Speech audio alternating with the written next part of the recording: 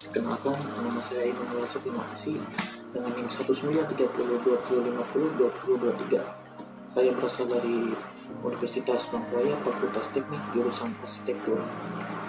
Di sini saya akan mempresentasikan tugas besar saya yang yaitu rancangan arsitektur 2 yang bertemakan rancang arsitektur bermasa jamak dan memiliki fungsi jamak pada tapak yang memiliki keunikan.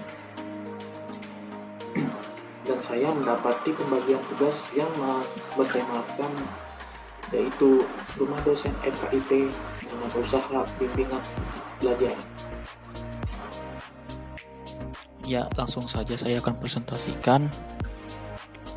Yang ini adalah lembar pertama dari KGS saya, yaitu tentang ringkasan sketchbook. Dalam ringkasan sketchbook di halaman pertama, kita mengetahui bahwa kriteria calon penghuni ialah kepala rumah tangga merupakan seorang praktisi yang mulai mapan secara ekonomi, beristri 1 dan memiliki 3 anak. Anak yang pertama perempuan kelas 2 SMU, yang kedua pria kelas 3 SMP, dan yang ketiga perempuan kelas 3 SD. Mereka memiliki 1 mobil, 2 motor, 5 sepeda, dan berencana membeli 1 mobil lagi. Di dalam ringkasan sketchbook ini, bedah desain yang saya ambil ialah tentang bangunan falling water. Di falling water ini memiliki geometri vertikal, sistem vertikal cantilever, sisi vertikal horizontal dibedakan dari bentuk-bentuk dan lain-lain. Bidang tegak lurus, adanya kombinasi bentuk-bentuk geometri dan organik dengan tidak mengubah fitur alam. Organisasi yang terkluster bergantung pada kedekatan fisik untuk mendekatkan ruang-ruang satu sama lain. Setiap ruang membagi porsi untuk masing-masing sehingga identitas bentukan geometri per ruang masih jelas. Lalu ada arah mata angin dan arah matahari di lokasi tapak. Arah lokasi tapak ada di sekitar Jalan Arut, yaitu matahari terbit dari arah timur pada jam 5:09 pagi dan terbenam pada arah barat pada jam 7:17 sore. Jam 5:17 sore. Arah angin di kota Palangkaraya biasanya datang berhembus dari arah selatan dengan kecepatan rata-rata 10 km per jam. Keadaan dan kebisingan di jalan side. Jalan Arut mempunyai lebar jalan kira-kira 6 meter dan hanya mempunyai satu arah jalan, dan jalan Cilikriwut mempunyai lebar jalan 8 meter. Dapat dilihat dari legendanya, B adalah daerah yang cukup bising, C lumayan bising tapi tertentu saja, terkadang bising atau terkadang juga tidak, dan T adalah tenang untuk lokasinya. Lalu kita lanjut ke lembar kedua, yaitu lembar kedua. Di lembar kedua ada program ruang. Pemrograman ruang dalam arsitektur dapat dikatakan sebagai proses menggali fakta hingga menetapkan kebutuhan klien. Di dalam proses ini terdapat sejumlah pertimbangan seperti fungsi, bentuk, ekonomi, hingga waktu. Lalu ada sivitasnya. Sivitasnya ada ayah seorang pria berumur 41 tahun dan bekerja sebagai dosen di FKIP, mempunyai hobi olahraga sepeda dan membaca buku. Ibu, seorang ibu rumah tangga berumur 40 tahun memiliki hobi olahraga sepeda dan memasak.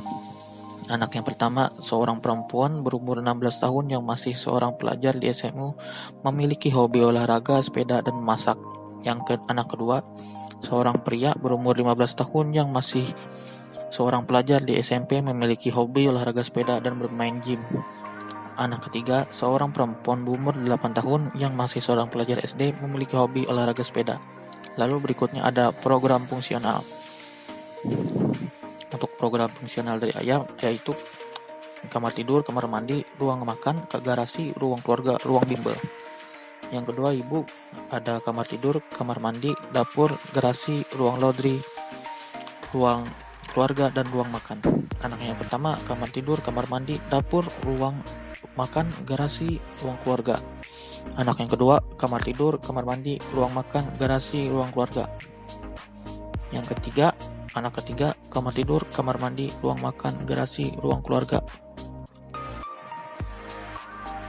Lalu di sebelahnya ada tentang sketsa ruang yang sudah saya buat. Yang pertama ada kayak kamar ayah ibu, kamar anak 1, 2 sampai 3, lalu ada ruang keluarga, kamar mandi 1, 2, dapur, ruang dan makan, garasi, ruang laundry, dan ruang bimbel.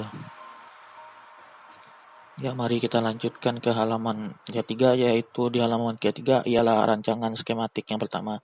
Di rancangan skematik yang pertama saya sudah menggambar, yaitu tentang diagram hubungan ruang. Diagram ruang dapat dimulai dari taman 1, yang taman 1 menjadi pusat menuju ruang bimbel, toilet umum, parkir, garasi, ruang tunggu, dan taman 2. Di taman 2 kita langsung dapat ke ruang laundry yang langsung dapat mengarah ke ruang keluarga. Dari taman 1 kita dapat ke ruang tamu, yang dari ruang tamu kita dapat ke ruang keluarga yang menjadi pusat arah dari semua ruangan yang ada di rumah. Dari ruang keluarga kita dapat ke ruang laundry, WC 1, WC 2, dapur dan ruang makan, kamar anak 1, 2, 3, dan kamar orang tua. Lalu di garasi dapat langsung menyambung ke WC 1, yang dari WC 1 dapat langsung menyambung ke ruang keluarga. Lalu di sebelahnya ialah persyaratan ruang yang sudah saya buat. Ruang yang dibutuhkan persyaratannya ialah pertama, ruang tidur orang tua yang bersifat privat, yang sivitasnya ialah ayah dan ibu. Tidak terlalu memerlukan pencahayaan alami, pencahaya buatan dari lampu. Membutuhkan suasana yang tenang, penghawaan buatan dari AC, alami dari bukaan, membutuhkan warna soft dan lembut. Lalu yang kedua adalah kamar tidur anak 1, bersifat privat, sivitasnya anak pertama, tidak membutuhkan pencahayaan alami, pencahayaan buatan dari lampu, membutuhkan suasana tenang, penghawaan buatan dari AC, dan alami dari bukaan, membutuhkan warna soft dan tenang. Ruang tidur anak kedua bersifat privat, sivitasnya anak kedua, tidak memerlukan pencahayaan alami, cahaya buatan dari lampu, membutuhkan suasana tenang, penghawaan dari AC, penghawaan buat alami dari bukaan, membutuhkan warna soft dan tenang. Ruang tidur anak ketiga privat, sivitas anak ketiga, tidak terlalu membutuhkan pencahayaan alami, cahaya buatan dari lampu, penghawaan buatan dari AC, dan penghawaan dari bukaan, penghawaan alami dari bukaan, membutuhkan suasana tenang, membutuhkan warna soft dan terang. Lalu berikutnya ada garasi bersifat semi privat, yang sivitasnya ada ayah, ibu, dan anak. Tidak terlalu memerlukan pencahayaan alami, cahaya buatan dari lampu, tidak terlalu membutuhkan ketenangan, penghawaan dapat dari bukaan, membutuhkan warna seperti warna abu-abu. Ruang keluarga bersifat semi privat, yang sivitasnya adalah ayah, ibu, dan anak. Pencahayaan alami dari bukaan, pencahayaan buatan dari lampu, tidak membutuhkan ketenangan, penghawaan dari bukaan, penghawaan dari kipas angin atau AC, membutuhkan warna-warna cerah. Lalu ada ruang bimbel publik yang bersifat publik, yang sivitasnya ialah ayah. Pencahayaan alami dari bukaan, pencahaya buatan dari lampu, membutuhkan suasana tenang, penghawaan dari instalasi kayu, penghawaan dari AC, membutuhkan warna soft, lembut, atau netral. Lalu kita lanjut ke rancangan skematik yang kedua yang ada di halaman keempat. Di sini ada dibuat blok diagram, bubble diagram pada site dan konsep site dan denah. Lalu berikutnya rancangan skematik yang ketiga yang ada di halaman nomor 5. Di sini ada site plan denah bangunan 1 atau rumah, denah bangunan 2 atau bangunan bimbel. Di site plan saya menggunakan skala 1:200 yang di dalamnya ada sebagai berikut, serta untuk denah bangunan yang pertama 1 menggunakan banding 200, lalu di bangunan yang kedua sama 1:200. Lalu yang terakhir yaitu rancangan skematik 4 lembar terakhir nomor 6. Di sini saya telah membuat tampak kanan dan tampak depan dari bangunan bimbel, lalu tampak kiri dan tampak depan dari bangunan rumah yang menggunakan skala 1:200 untuk bangunan rumahnya. Lalu yang bangunan bimbelnya saya menggunakan skala 1:100. Dan berikut adalah presentasi dari maket yang sudah saya buat, dapat dilihat sebagai berikut.